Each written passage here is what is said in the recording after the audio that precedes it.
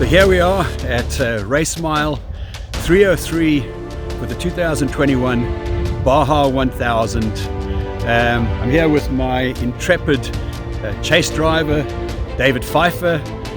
He's going to go all the way down to La Paz, to the finish, but he's been taking care of me for the last 4 days. Behind us you can see Baja Pits. They are the guys providing the fuel service for Baja 1000 2021. That's and right. We're here at mile marker 303. Yeah, guys! Hey! Come to Mexico! Run in Baja! I will be jumping on here in a few hours. We got here a little bit early.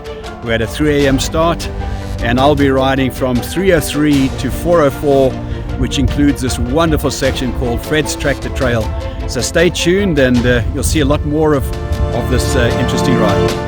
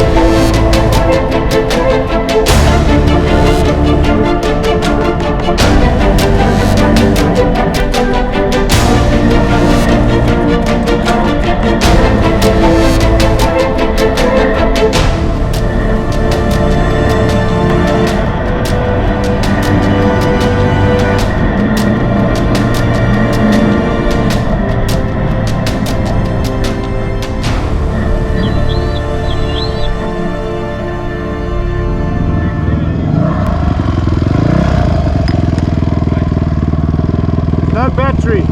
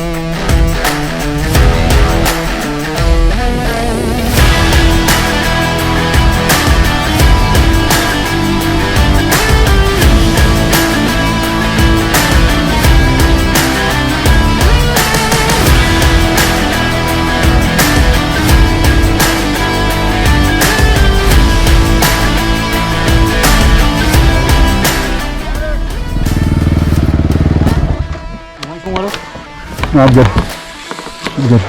Do you want water? No, I'm still? good. Thank you very much. Okay. I'm all good. Thank you. Do you want to eat something? No, I'm good. Está bien. Oh. There goes, sir.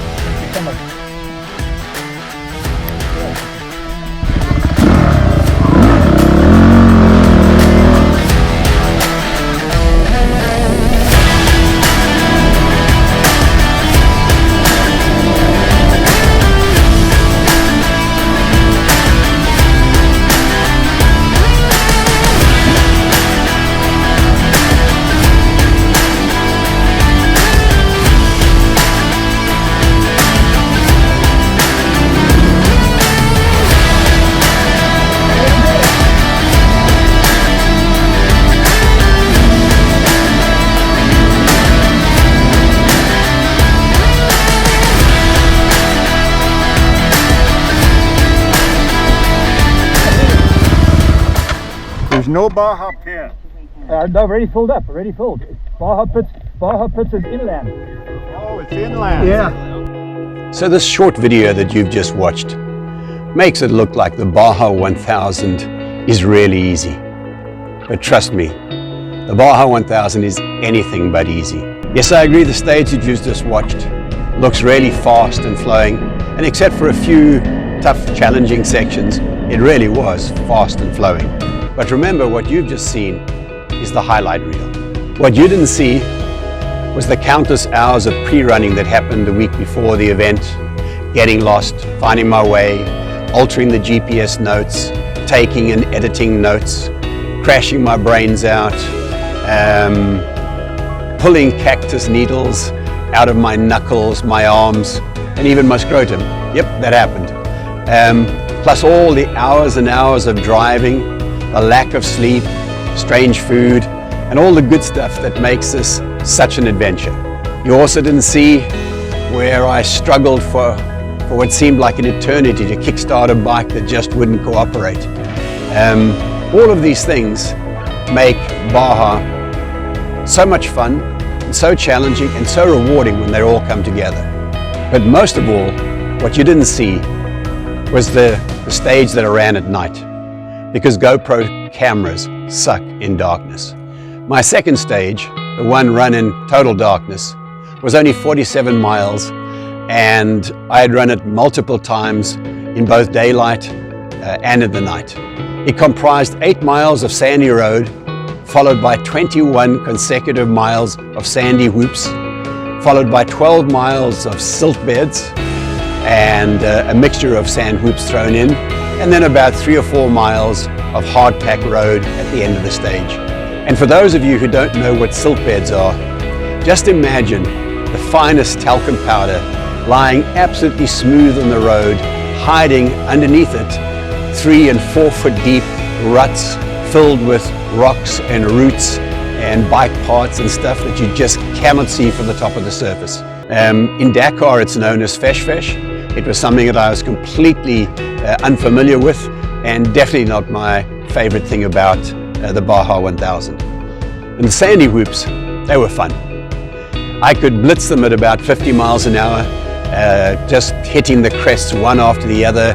I'd get the first 4, 5, 6 of them perfect, and then there would be one completely out of sequence with the rest that would hit my rear wheel and just about catapult me over the bars, so I had to back it down. In the daylight with no dust, I could easily do the stage in about 80 minutes.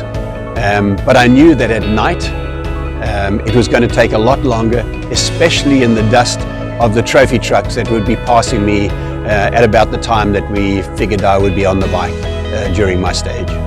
That night, around midnight, when David Heath handed me the trusty CRF, I immediately heard the engine detonating, and it was particularly bad at low RPMs, lugging in the sand. So that forced me to run a little bit faster than I would have liked, which also made it more precarious running through the deeply rutted silt beds. By the time I got to the silt section, I was still having to run a little bit faster than I wanted. And so when I unfortunately dropped front wheel into a deep rut, I went catapulted over the handlebars, got up completely winded, my helmet lights had been knocked off, It was total darkness, and in this massive cloud of dust, I was scrambling trying to find the bike, which was completely dead, buried in the silt, and the trophy trucks were now bearing down on me. Exhausted and winded, I managed to pull the bike out of the rut, off to the side, just as 3 trophy trucks went past, flying past, maybe 60, 70 miles an hour. And I was very fortunate to get the bike out because they definitely wouldn't have seen it lying there in the silt. And yeah, fortunately that worked out okay. Once the dust settled, I set about trying to get this bike fired. And unfortunately, while the bike was hot, it just wouldn't fire. And this time, it was worse than anything I'd experienced. I sat there kicking the bike for what seemed like 10 or 15 minutes.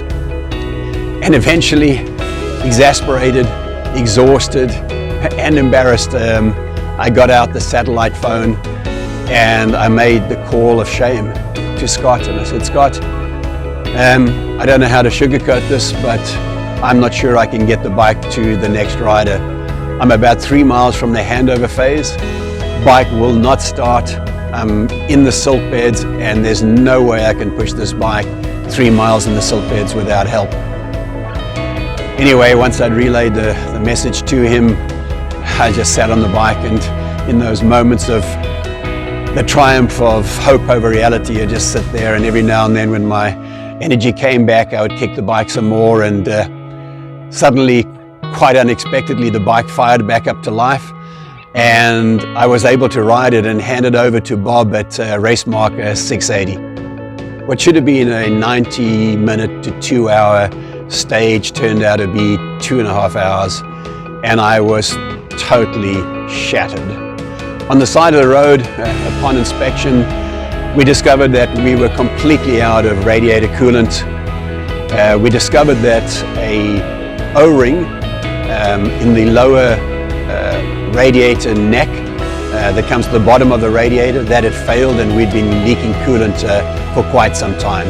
The trusty mechanics, they scrounged a replacement part of my pre-runner bike and installed it on the race bike, and we were able to continue. How the bike continued to run for all that time without any coolant is absolutely beyond me. But our team managed to get the bike all the way to the finish in La Paz, and we completed the Baja 1000 in 44 hours and 57 minutes ahead of the 50-hour time limit.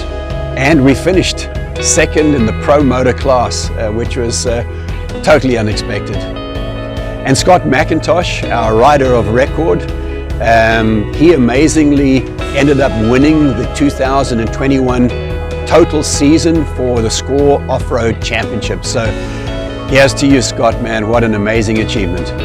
I cannot thank my fellow members of Team Persevere enough for this absolutely life-changing adventure that I've just been on. I am so grateful. A huge shout out to my fellow team members, including Richard Jackson, Jim Ryan, Don Whittington, David Heath, Bob Kimber, Mike Whitman, and Scott McIntosh. Each one of these riders rode exceptionally well, but most importantly, handed over the bike to the next guy intact, and together as a team, Team Persevere 628X was able to finish the Baja 1000, the Peninsula run, which is a pretty big deal. Also, a massive shout out to our mechanics and chase drivers, to Yodi, JC, David, Hector, Pedro, Kurt, Gail, and I'm sure I'm forgetting some others. But you guys, you got us to every handover section on time, with parts and tools ready, with food and drink, and most importantly, words of encouragement. Really, we couldn't have done this without you. Thank you so much. And a massive shout out to the members of Baja Pits, who took care of our refueling needs at the 45 refueling stops along the Baja Peninsula. You guys are pretty awesome. And also thanks to the local Baja police, who were very accommodating, very understanding, and at one time actually gave us a police escort to the handover point that I took over from David Heath at mile marker 634. That was totally unexpected. Thanks guys, we appreciate it. And a very special thank you to the locals of Baja who were on the side of the road through the night, through the early morning, cheering us on. You're an amazing people, and your support means the world to us. Everyone warned me. Everybody said it. They said Baja is an amazing place, and once you've done Baja once, you will be back. And they weren't lying. I know that Baja is in my future, so who knows, possibly Baja 1000 2022, maybe we'll see you there. Thanks everybody, and I hope you enjoyed the short video.